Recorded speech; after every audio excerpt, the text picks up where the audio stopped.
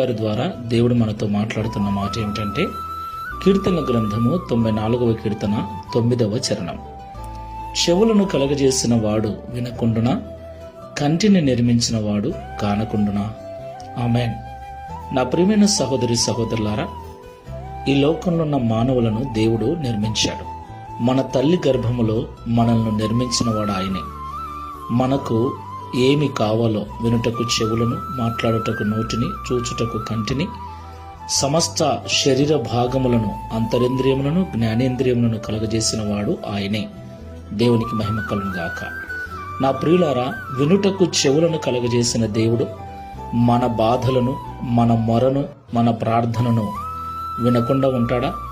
చూడటానికి కళ్ళను మనకు అనుగ్రహించిన దేవుడు మనం పడే బాధ, మనము ఏడ్చే ఏడుపు, మనము కారుస్తున్న కన్నీరు చూడకుండా ఉంటాడా?